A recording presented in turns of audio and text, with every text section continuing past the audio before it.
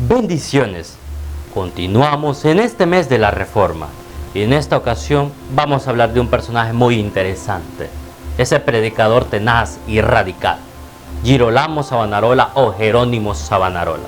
Nació en Ferrara en 1452 y murió en el año 1498. Sus estudios: él pertenecía a una familia importante en Ferrara, su abuelo había sido médico y por lo tal él continuaría.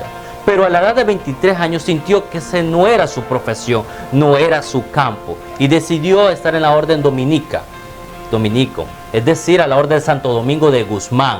Él se apasionó por Tomás de Aquino, ese gran teólogo escolástico, y por lo tal él decidió estar como un fraile. De ahí él sería involucrado por la pasión de las escrituras. Es algo recurrente en cada uno de los protestantes o de los reformadores protestadores. Esa pasión por la palabra, de volver a las fuentes. Girolamo Savonarola no sería la excepción. Él llega a Florencia. Florencia, la ciudad importante, la cuna del Renacimiento, el volver a renacer las letras clásicas. Allí, Girolamo Savonarola entendió que es importante estar interesado en la gente, en los pobres, en las clases más bajas, y además sostenía con vigor que el humanismo era volver al paganismo. Su predicación era tenaz, era radical, imponente, en contra de la corrupción, en contra de las esferas de la corrupción, tanto sociales, así como ese confrontamiento contra familias poderosas.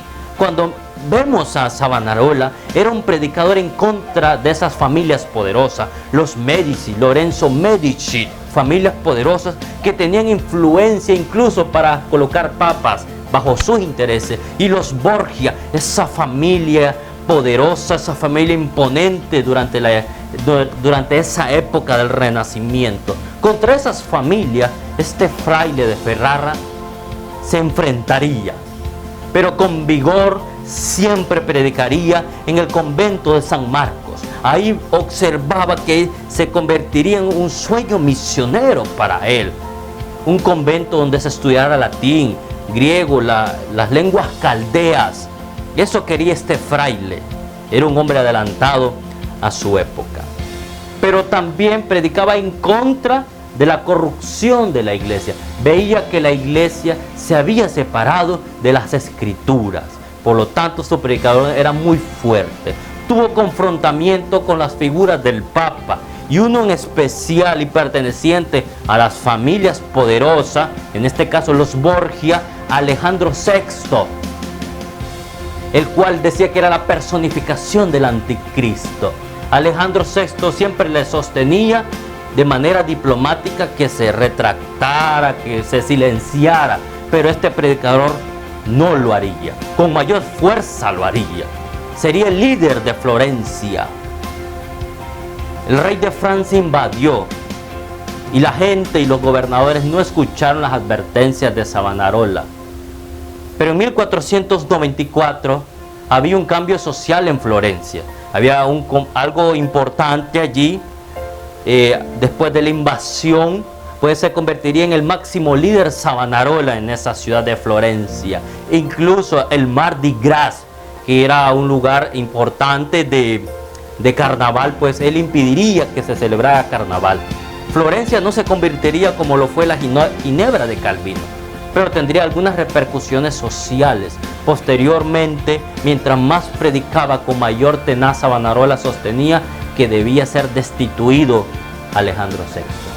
Todas estas repercusiones, además en contra de las familias poderosas de Florencia, en contra de la iglesia, le tuvo muchas repercusiones. Cada vez la gente se fue alejando de él, y la popularidad que tenía se fue bajando.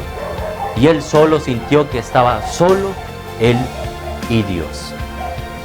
Savonarola fue condenado por tres elementos importantes: por herejía, por rebeldía y por errores religiosos. Pero siempre era una manera de poder silenciar. 42 días pasó siendo torturado para que se retractara, pero su firmeza y su convicción se mantendría. Él murió en la hoguera como esos grandes reformadores, como Juan Hus, como Husband, como todos estos grandes reformadores que entregaron con vida la reforma protestante. Sería de inspiración este hombre, el cual Martín Lutero era apenas un niño, un adolescente, a la muerte de este gran personaje, el cual inspiraría mucho la vida de Martín Lutero. Girolamo Savonarola es aquel predicador tenaz de la reforma protestante.